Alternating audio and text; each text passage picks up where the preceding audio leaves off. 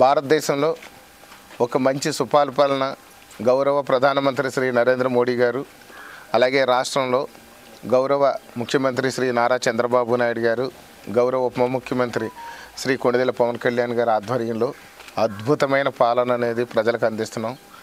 అదేవిధంగా చూస్తే అన్ని రంగాలను అభివృద్ధి చేయడమే కాకుండా ప్రజా సంక్షేమం, అభివృద్ధి జోడెద్దుల పాలనలా ముందుకు తీసుకెళ్తున్నాం. ముఖ్యంగా ప్రజల సేవలో, పేదల సేవలో ఏం చేస్తే బాగుంటుంది అనేది ఎప్పటికప్పుడు ప్రణాళికలు సిద్ధం చేసుకుని ముందుకు వస్తున్నాం.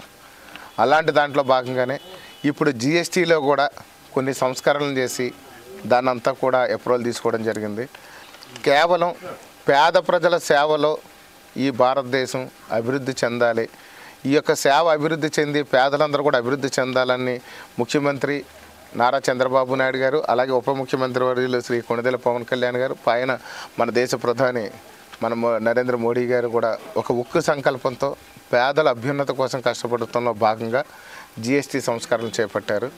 ముఖ్యంగా పేద ప్రజలకి కావాల్సినటువంటి నిత్యావసర వస్తువులు, అలాగే పాలు, పాల పదార్థాలు, కిరాణా సామాగ్రి, వాళ్ళు కొనుక్కుంటున్నటువంటి మనకి గృహోపకరణాలు, అదేవిధంగా చూస్తే మన వ్యవసాయానికి కావాల్సినటువంటి యంత్రాలు, అదేవిధంగా మనం చూస్తే ఈ యొక్క మనకు నిత్యం ఏదైతే అవసరం ఉంటాయో ఆ అవసరమైన వస్తువులన్నీ కూడా కొన్ని మందులు కానివ్వండి, అలాగే మోటార్ సైకిల్ కానివ్వండి, మధ్యతరగతి వాళ్ళు మధ్యతరగతి దిగువన ఉన్న వారికి కూడా అభివృద్ధి చెందడం కోసం వాళ్ళ ట్యాక్సులు పూర్తిగా మనం 18% ఉన్న ట్యాక్స్ని 5% చేసాం.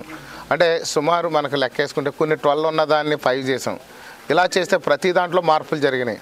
ఒక సిమెంట్ ఉంటే 28% ఉన్న దాన్ని ఈవేళ 80ని తీసుకొచ్చారు. అంటే ప్రతి బస్తా మీద కూడా మనం సుమారుగా లెక్కేసుకుంటే 30 నుంచి 45 రూపాయలు తగ్గింది ఈవేళ సిమెంట్ బస్తా రేటు.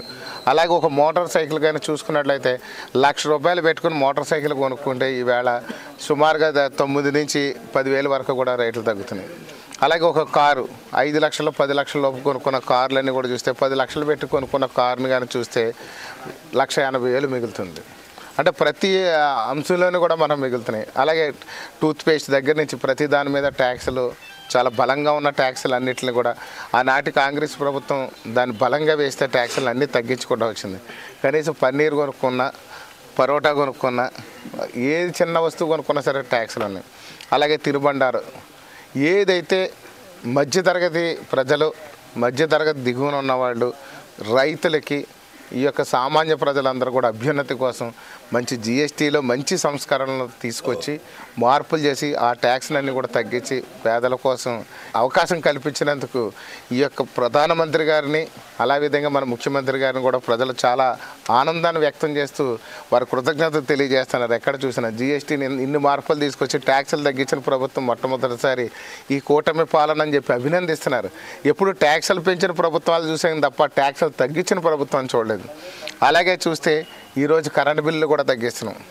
కరెంటు బిల్లుల్లో కూడా స్లాబ్ తగ్గిస్తున్నాము అని అంటే చూడండి, అంటే ఎప్పుడు కరెంటు బిల్లులు పెంచుతున్న ప్రభుత్వాన్ని చూశారు, ట్యాక్సులు పెంచుతున్న ప్రభుత్వం చూశారు. కరెంటు బిల్లు, ట్యాక్సులు మనం తగ్గిస్తున్నటువంటి ప్రభుత్వం ఏకైక ప్రభుత్వం కూటమి ప్రభుత్వం. ఈ సందర్భంగా తెలియజేస్తున్నాను.